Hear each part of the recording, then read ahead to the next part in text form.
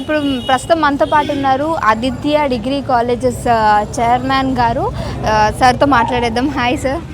Sir, first of all congratulations sir. So నిజంగా నేను ఎక్కడ కూడా వినలేదు ఇప్పటి వరకు 92% మేడం చెప్పినట్లు.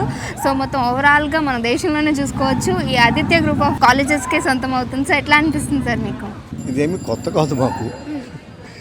ఎప్పుడు కూడా అంటే నా లక్ష్యం ఏంటంటే ఆ 8+ స్టూడెంట్స్ ఎందుకు మిస్ అవ్వాలి, 100% స్టూడెంట్స్ ఎందుకు ప్లేస్మెంట్ రాకూడదు అనేదే మా లక్ష్యం.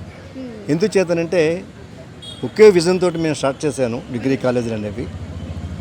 ఏ విద్యార్థి తెలుగు తక్కువవాడు కాదు. ప్రతి విద్యార్థి కూడా డిగ్రీ చదివిన తర్వాత ఒక చేతితో డిగ్రీ మరొక చేతితో కనీసం 2-3 ఉద్యోగాలు తీసుకెళ్లాలంటే ప్రయత్నం చేస్తూ ఉన్నాము.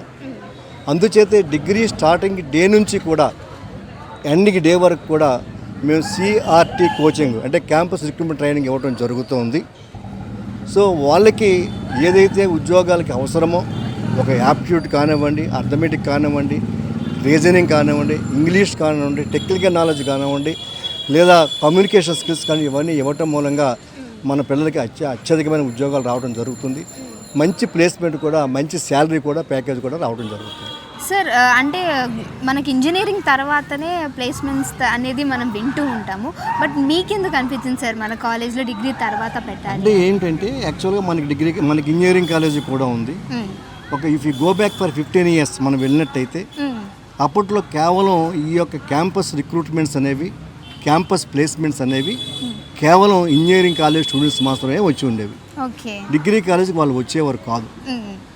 నాకు ఒక బాధ ఉండేది ఒక కరస్పాండెంట్గా, అయ్యో డిగ్రీ కాలేజీ వీళ్ళని చదివిస్తున్నాము, వీళ్ళు కూడా అద్భుతమైన కోర్సులు చదువుతున్నారు, వాడు C లాంగ్వేజ్ చదువుతున్నాడు, వీడు C లాంగ్వేజ్ చదువుతున్నాడు, వాడు DBS చదువుతున్నాడు, వాడు డేటాబేస్ చదువుతున్నాడు, వాడు పైథాన్ చదువుతున్నాడు, వీళ్ళు పైథాన్ చదువుతున్నారు. సో డిగ్రీ కాలేజ్ స్టూడెంట్స్ ఏ విధంగా ఇన్ఫీరియర్. ఉదాహరణకు BCA తీసుకుంటే is almost equal to B Tech. బీటెక్లో 26 సబ్జెక్ట్స్ ఉంటే మనకి BCAలో 23 సబ్జెక్ట్స్ ఉన్నాయి. సో వీళ్ళకి ఉద్యోగాలు ఎంతో రాకూడదని ప్రయత్నం చేస్తూ అనేక మంది HRస్ని కలుసుకుని వాళ్ళని రిక్వెస్ట్ చేసి వాళ్ళని అపీల్ చేసి సో వాళ్ళ చేత ఇంటర్వ్యూస్ పెట్టించి మనం సక్సెస్ అవ్వడం జరిగింది. ఫస్ట్ ఇన్ఫోసిస్లో చాలామంది స్టూడెంట్స్ సెలెక్ట్ అయ్యారు. అక్కడ నుంచి ఇప్పుడు మేము ప్రతి కంపెనీకి మేము ఇన్ఫర్మేషన్ పంపించి, అయ్యా మా దగ్గర 8,000 మంది స్టూడెంట్స్ ఉన్నారు, ఇంతమంది కంప్యూటర్ సైన్స్, ఇంతమంది బయోటెక్నాలజీ, ఈ విధంగా ఇంతమంది మేనేజ్మెంట్ అని చెప్పి వాళ్ళకి పంపించి వాళ్ళ కంపెనీస్ ఇన్వైట్ చేసి ఇక్కడ క్యాంపస్ డ్రైవ్ కండక్ట్ చేసుకుంటూ వాళ్ళకి ఉద్యోగాలు రావడం జరుగుతుంది.